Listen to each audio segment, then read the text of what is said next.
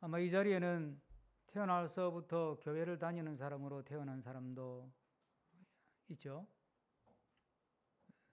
그리고 중간에 교회를 다니기 시작했다 하더라도 꽤 오랜 세월 동안 교회를 다니고 또 교인으로 그리스도인으로 지금 살아가고 있습니다.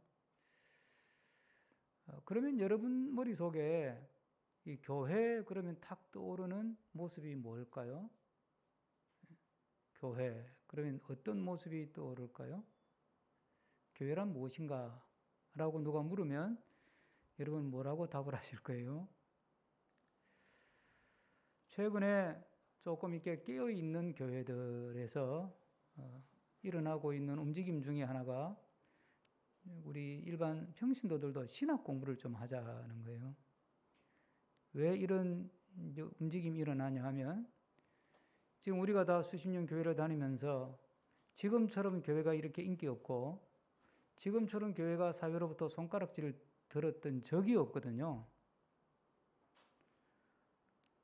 그러니까 이제 이 교인들 중에서도 우리가 정신을 좀 차려보자. 도대체 이 교회가 뭐냐? 예? 이거 제대로 배워본 적이 없지 않냐 우리가. 교회를 다녔을 뿐이지. 그러니까 교회 그러면 그냥 교회 건물? 십자가 첨탑이 있는 건물? 뭐 이거 생각하는 분도 있고. 교회가 뭐지? 목사님 설교할 때 교회는 건물이 아니라 사람이다 그러니까 우리 한 사람 한 사람이 교회이기도 하고 또 모이는 것도 교회이기도 하고 근데 구체적으로 교회가 뭐라 그걸 설명을 해야 되지. 내가 수십 년을 다니는데도 그걸 설명을 할 말이 잘 없는 거예요. 그러니까 어떤 문제가 생겨요? 그냥 앞에 이끄는 목사님이나 지도자가 막 이게 교회다 그러면 이쪽으로 훅 끌려가고 저게 교회다 그러면 저쪽으로 훅 끌려가고 교회가 지금 중구난방이 된 거예요. 그러니까 교단도 다르지 또 교파도 다르지 그러니 뭐가 뭔지는 모르겠어.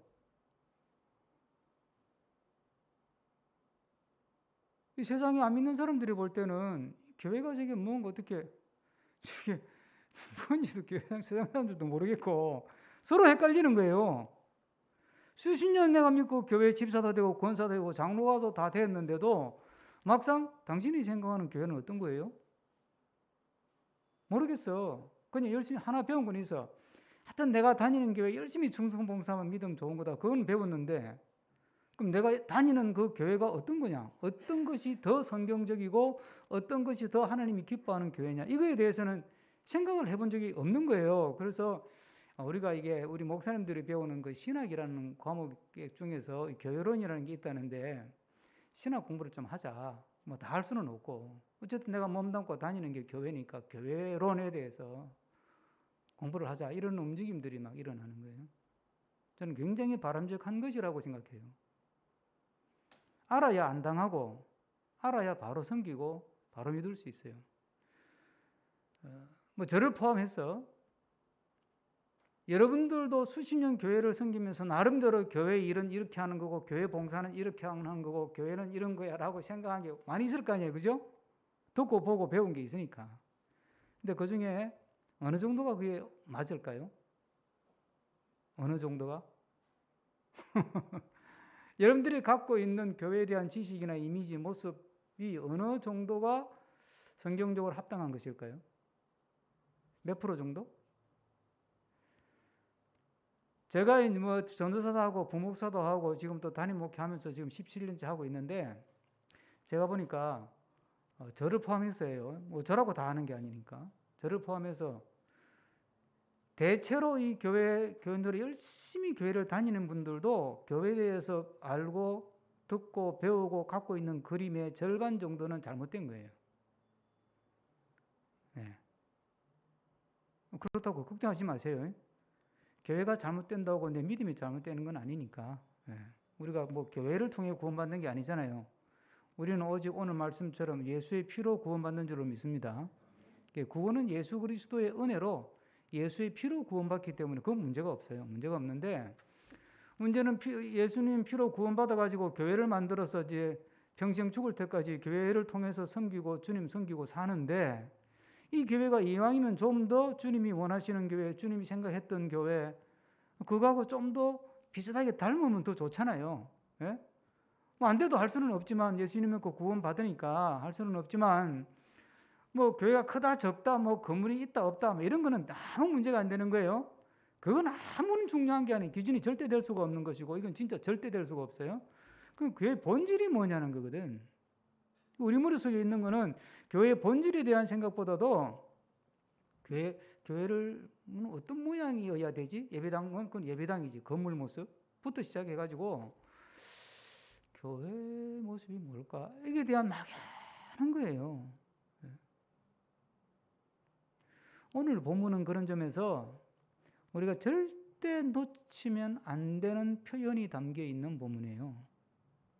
그 사도 바울이 에베소에 3년 동안 목회했는데, 이제 에베소 교회를 떠나서 이제 예루살렘 갔다가 마지막 4차 전도 여행을 가면서 로마에 가서 순교하는데, 이제 다시는 에베소로 돌아올 것 같지는 않거든. 자기 나이를 봐도 그렇고 여러 가지를 볼 때 이제 내가 에베소 떠나면 또 에베소 올 일은 없을 것 같다. 이게 예루살렘 갔다가 이제 로마로 간다고 치면 뭐 그때 한번 움직였다 그러면 한 달, 두 달 그냥 씩씩 가는 거니까. 그래서 이제 에베소 교인들을, 지도자들을 불러서 이야기하는 중에 28절 한번 읽습니다. 아주 중요한 표현이 나오죠. 28절 다 같이 읽습니다. 여러분은 자기를 위하여 또는 온 양떼를 위하여 삼가라. 성령이 그들 가운데 여러분을 감독자로 삼고 하나님이 자기 피로 사신 교회를 보살피게 하셨다. 오늘은 제가 이 본문, 오늘 읽은 본문을 가지고 이번 주, 다음 주 두 번 설교를 하려고 해요. 오늘은 자기 피로 사신 교회라고 하는 이 표현을 중심으로 말씀을 좀 나누려고 합니다. 이 자기 피로 사신 교회란 이 말이 교회의 본질을 설명하는데 이보다 더 정확한 표현을 찾을 수가 없어요. 교회가 뭡니까? 그러면 교회는 뭐 이 모양도 있고 저 모양도 있고 예배당 모습도 이런 모습도 있고 저런 모습도 있고 그건 중요한 게 아니고 그건 본질이 아니고요. 교회는 하나님의 피를 값으로 주고 사신 것이 교회입니다. 이렇게 답하면 가장 성경적이에요. 그러면 하나님이 자기 피를 값으로 주고 샀다는 말이 무슨 뜻이냐?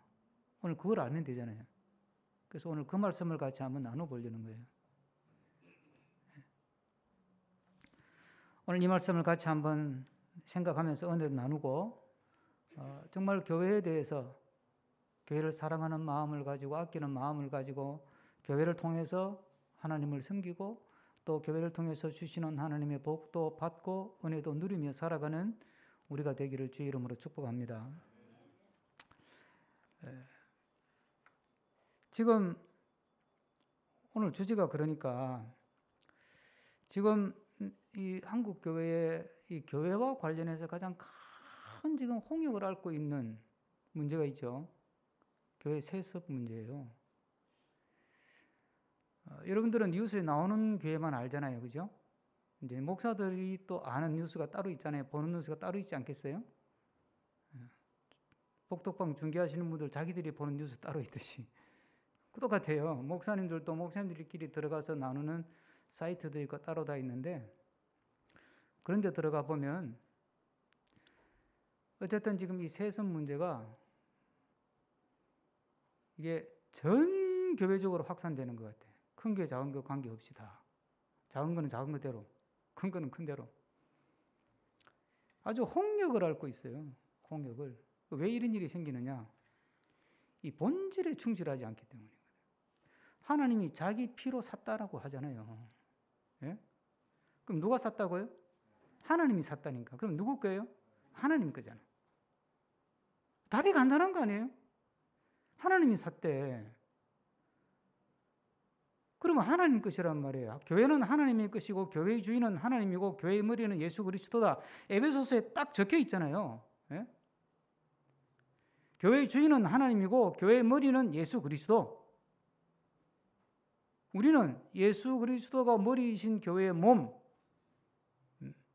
성경에 딱 이거는 막 명시적으로 기록되어 있는 거예요. 딱 적혀 있어요. 그죠?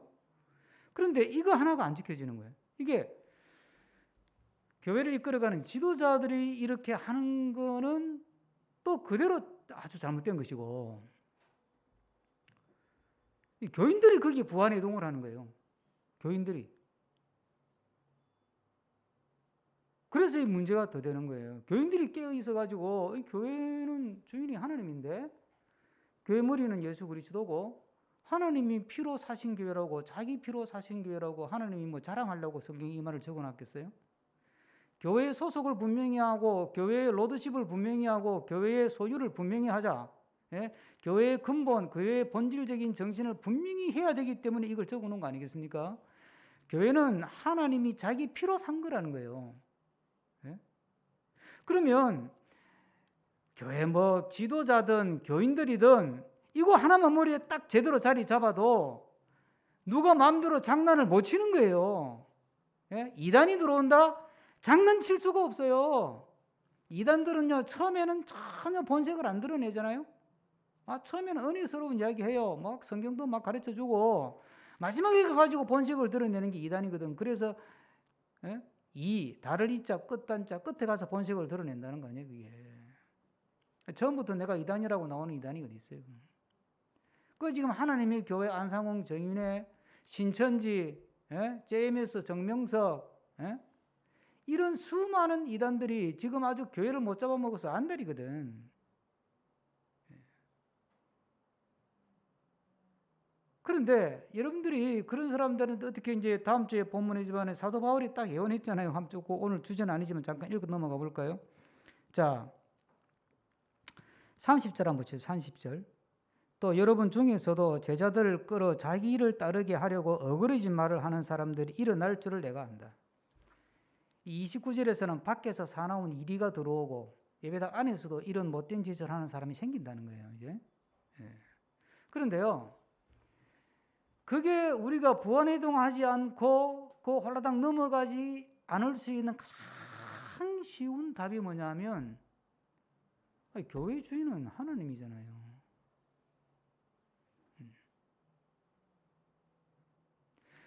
지금 우리가 하는 이 행동이, 우리가 하는 이 말이, 우리가 배우는 이것이 하나님이 교회의 주인이 된다는 이 성경의 선언에 위배가 되느냐 안 되느냐를 따져야 되는 거 아니에요. 목사님이든 장로님이든 권사님이든 집사님이든 뭐 신학을 했든 안 했든 성경부를 했든 안 했든 기도를 얼마나 많이 했든 그건 아무 관계없이 이것이 정말 하나님이 주인 되신 교회, 하나님의 뜻에 주님의 마음에 순종하고 복종하고 따라가는 것이냐에 대해서 분명한 점검을 해야 된다고요. 아니 그러니까 뭐 우리 교회가 그런 일은 뭐 아예 없으니까 너무 감사하죠. 우리 아들이 신학을 안 하니까. 아니 예를 들어서 목사님이 세습을 하려고 지금 야단이에요. 뭐 교회 법도 바꾸고 다 바꾸고 지금 목사님들이 막 정권을 휘둘고. 그러면 교회 주인은 하나님인데 왜 목사님 마음대로 저렇게 막 법도 바꿔가면서 저러시지? 그럼 이건 아닌데 이러고 나와야 되는 게 맞잖아요.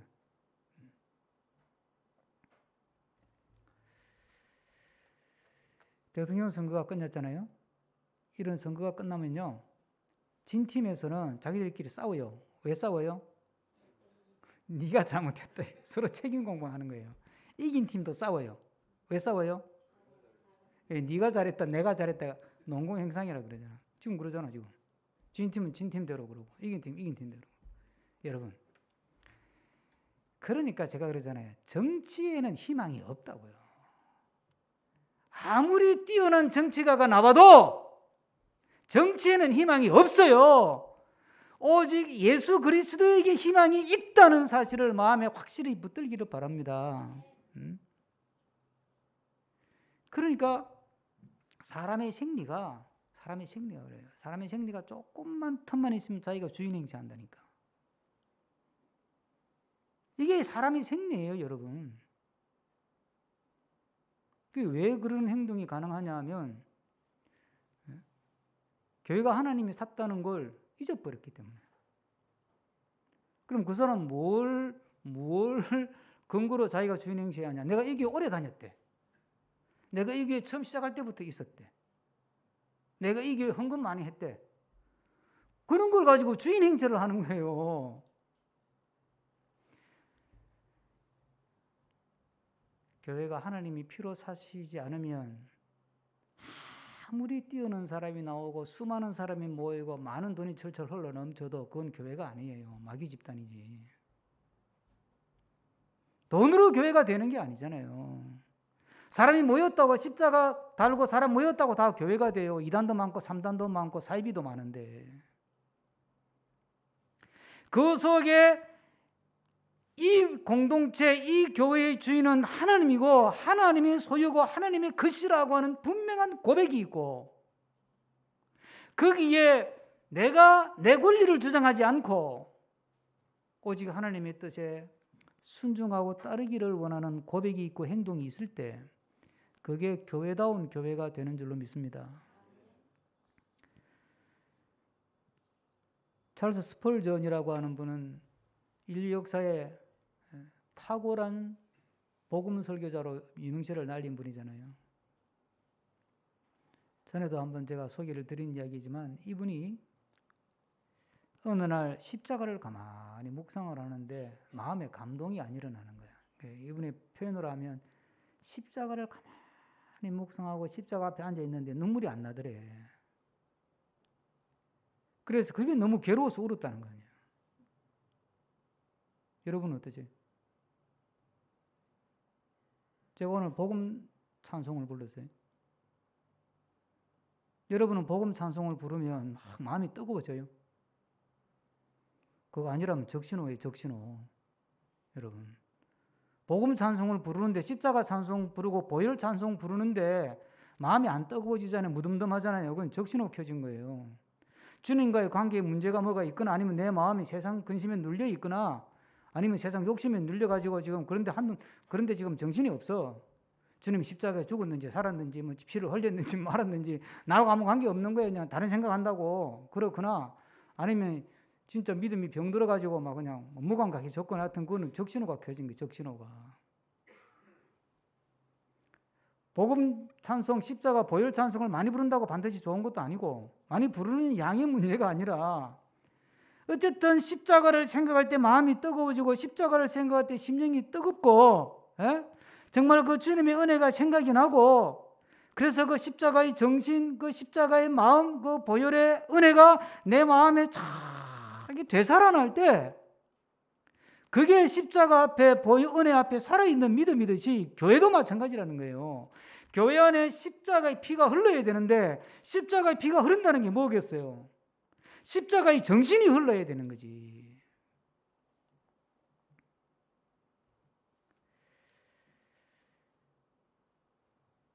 오늘 본문에 보면 29절 30절에 교회가 수많은 공격을 받는다는 이야기가 나오잖아요. 앞서 잠깐 확인했지만 외부로부터의 공격, 내부로부터의 어떤 분란해서 수많은 공격이 일어나는 거예요. 그럴 때마다 이게 정말 십자가의 정신에 부합되는 것인가? 항상 이걸 생각해야 돼요.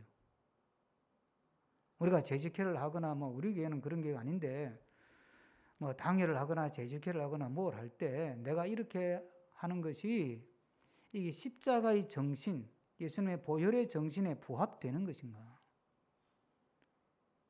내가 옳다 그러다가 아니라니까요. 세상의 논리는 뭐예요?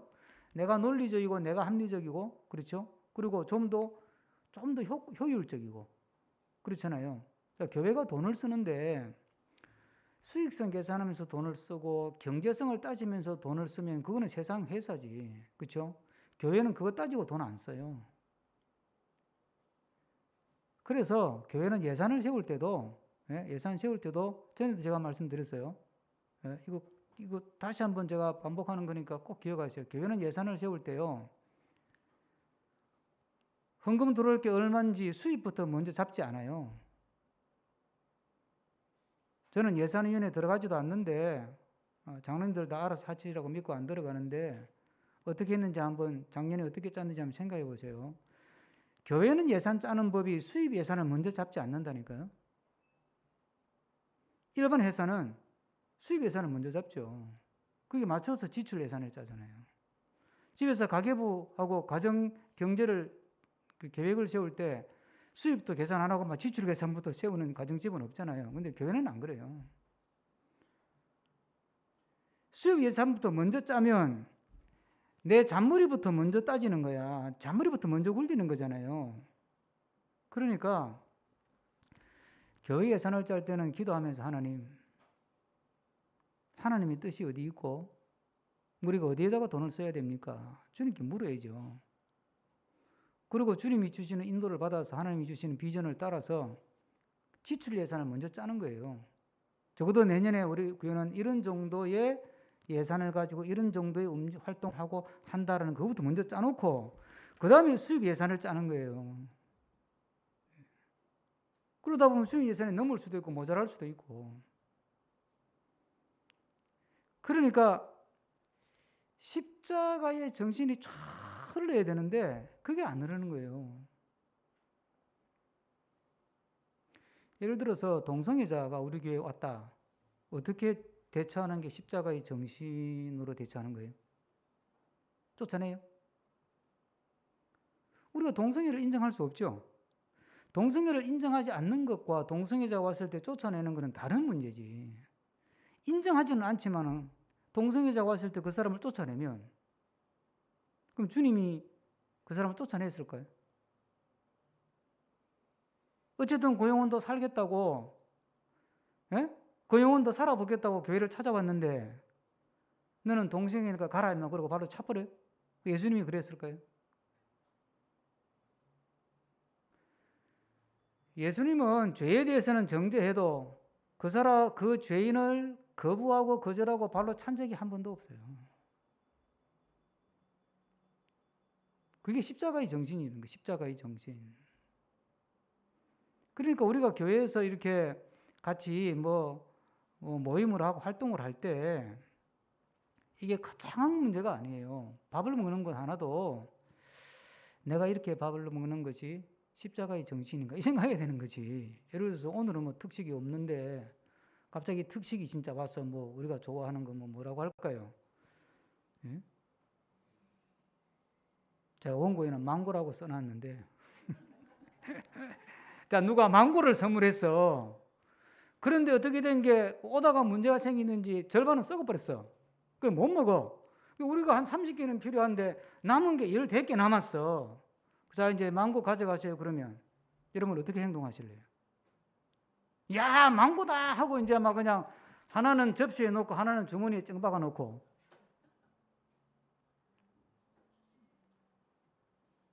그게 십자가의 정신이냐 보혈의 정신이냐? 그러면 그래야지. 그게 아니라면 십자가의 정신은 뭐라고 해요? 주는 것이 받는 것보다 복이 있다 그랬어요. 그죠? 오늘 본문에 나오잖아요. 주는 것이 받는 것보다 복이 있대. 그러면 자, 망고가 15개밖에 안 돼. 30개는 필요한데 그럼 어떻게 해요? 아이고 내가 1착으로 도착했는데 내가 먼저 가져가면 한 개 빠져버리네. 그러면 1착으로 도착해놓고 못 본 척하고 쑥 지나가는 거지. 그리고 제일 뒤에 줄을 서는 거야. 그런 게 그렇게 자연스럽게 돌아가면 우리 교회는 십자가의 정신, 십자가의 보혈이 흐르는 교회인 거예요. 그게 아니고 앞에 사람이 막 다 챙겨 가버리고 중간쯤 되니까 다 없어졌어. 없네? 누가 다 가지겠어? 몰라. 그러면 그거는 십자가의 보혈이 흐르는 교회 아니야? 인간의 이기심이 흐르는 교회라.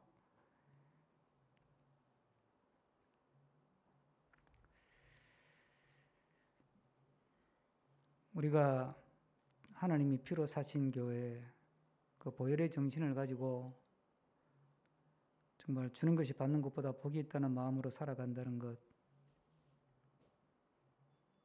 이것이 진짜 복된 길인 줄로 믿으시길 바랍니다. 그 우크라이나 전쟁 난민을 위해서 우리가 뭐 조금이지만 모금을 그래도 교회 이름으로 하게 되는 것도 그래요. 지금 뭐 수백만 명인데 난민이 뭐 500만 명이 넘었다, 뭐 1000만 명까지도 간다 이런 말이 나올 정도인데 그 뭐 우리가 아무리 힘을 다해서 보낸 데를 얼마나 도움이 되겠습니까? 그렇죠? 하지만 우리가 할 수 있는 거 하면 되니까.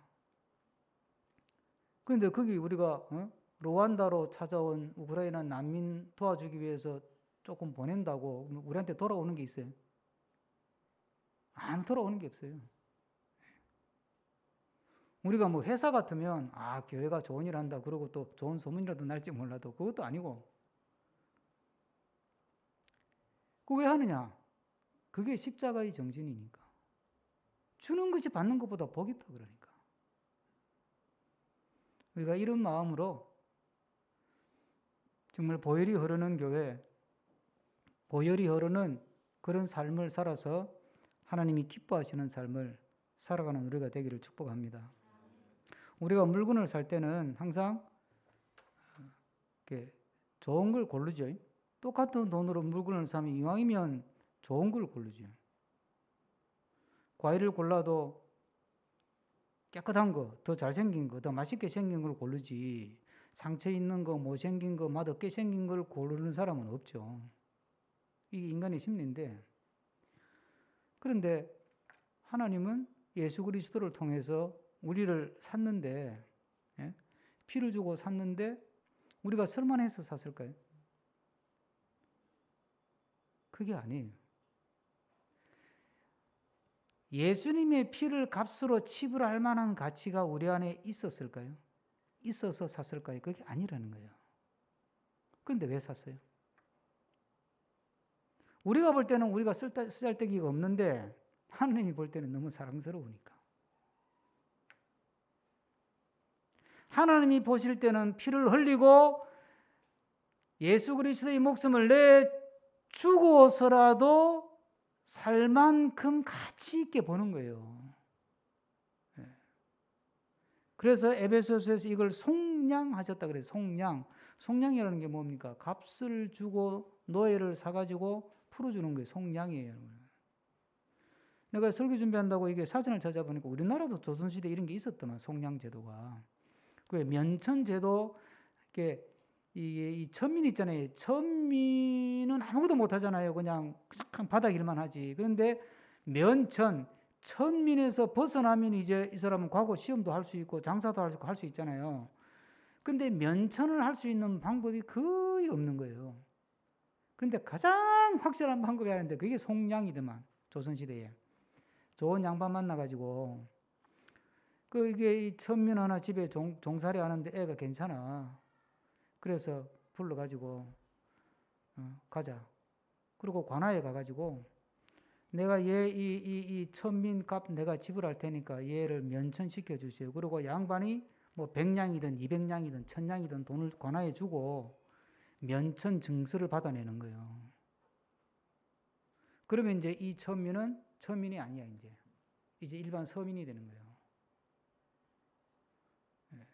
이 속량한다는 말이 그런 뜻이고 피로 샀다는 말이 그런 뜻이에요. 예수님이 우리를 이쁘게 보셔가지고 사랑스럽게 보셔가지고 피를 흘리고 그 피를 값으로 치르고 우리를 산 거예요. 누구로부터 샀냐? 죄의 권세로부터 사고 사탄 마귀의 권세로부터 사가지고 우리를 한 사람 그렇게 사서 교회를 만든 거예요. 그러니까 이 교회가 피로 값주고 사신 교회가 되는 거지. 그러면 교회가 별 다리 없고 그러면 아주 그냥 완벽하고 흠이 없고 막 그러냐? 아니라는 거지. 사막에 교보로 활동했던 카를로 까레토라고 하는 남미에서 교보로 활동했던 분인데, 이분이 사막에서 온 편지라고 하는 꽤 유명한 책을 썼어요. 나온 지 오래된 책입니다. 이분이 그 책에서 교회에 대해서 이렇게 고백을 해요. 오 나의 교회여, 나는 그대를 비판할 말이 너무 많다오. 그러나 나는 그대를 사랑한다오. 이 사막에 교보니까 그냥 우리 같으면 산속에 들어가서 사막에 들어가서 혼자 조용히 마음을 비우고 기도하면서 그렇게 믿음을 수련하는 분이니까 이 교회 돌아가는 거 보니까 영 가짜는 거야. 저게 뭐 말도 많고 탈도 많고 하는 짓이 보니까 완전히 세상 비슷해요. 막. 그러니까 그냥 할 말이 너무 많아. 할 말 정도가 아니라 비판할 게 너무 많아. 그러니까 오 나의 교회여, 나는 그대를 비판할 말이 너무 많다오. 그러나 나는 그대를 사랑한다오.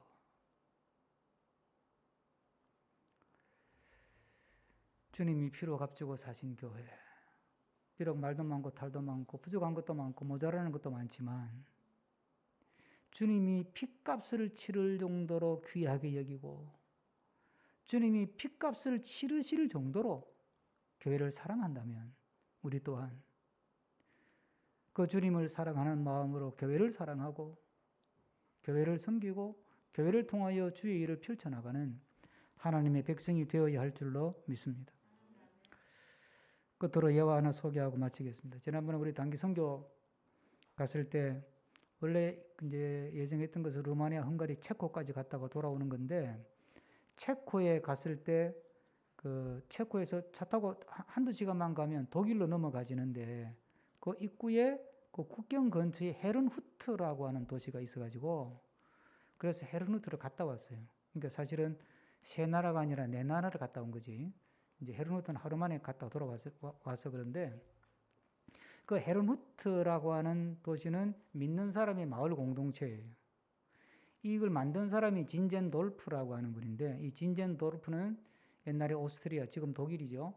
오스트리아의 귀족 출신이에요. 백작이야, 백작. 자기가 백작 자기를 가진 분인데 20살쯤 됐을 때 이제 법 공부해가지고 이제 공직에서 활동하면서 무슨 일인지 미술관을 가게 된 거예요. 미술관을. 그 미술관을 갔는데 그 미술 그림 전람회를 하는데 쭉 이제 갔어요. 갔던데 거기에 스타인백이라고 하는 사람이 그린 예수님이 십자가에 달리신 그림이 있었어요. 그 이제 이 진젠돌프도 어릴 때부터 믿음이 좋았었어요. 어릴 때 부모님이 믿음이 좋아서 아버지는 일찍 돌아가셨는데 어머니가 믿음으로 키웠어요. 그 다음에 이제 또 할머니가 믿음이 좋았대요. 그래서 믿음이 기본적으로는 좋았는데 그러니까 이제 그 그림을 봤겠지. 스타인백의 예수님 십자가에 달리신 그림을 딱 보는데 그 그림도 그림이지만 그 그림 밑에 글귀가 하나 적혀 있는 거예요. 그림 밑에. 이 그림을 설명하는 글인데 글이 뭐냐면 나는 너를 위하여 몸버려 피 흘렸건만 너는 나를 위하여 무엇을 하고 있느냐. 나는 너를 위하여 몸버려 피 흘렸건만 너는 나를 위하여 무엇을 하고 있느냐. 이 글귀를 보는 순간 이 진젠돌프가 큰 감동을 받아요.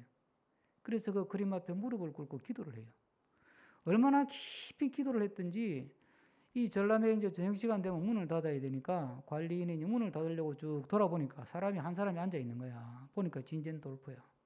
20살 진젠돌프가 그 그림 앞에 앉아서 무릎 꿇고 앉아가지고 울면서 기도하고 있는 거예요. 그 뒤부터 이 진젠돌프의 인생의 꿈이 달라져요.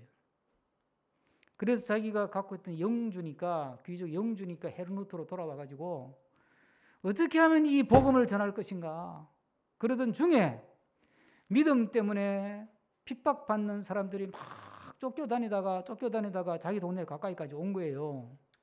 그래서 그 사람들을 다 받아줘서 그 모라비안이라고 하는 사람들을 다 가지고 내 땅에다가 집 짓고 살아라. 그래서 헤르누트란 마을이 생기게 된 거예요.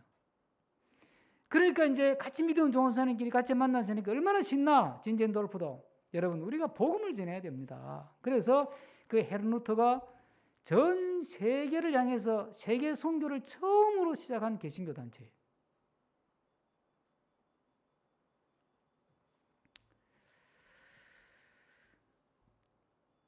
오늘 우리가 주님이 피로 사신 교회를 생각하면서 주님께서 우리에게 도전하시는 말씀, 나는 너를 위하여 몸버려 피 흘렸건만 너는 나를 위하여 무엇을 하고 있느냐. 이 질문을 마음에 깊이 새기고 주님을 위해서 피 흘려 사신 교회 부끄럽지 않게 믿고 부끄럽지 않게 섬기고 부끄럽지 않게 살아가는 우리가 되기를 축복합니다. 기도하겠습니다.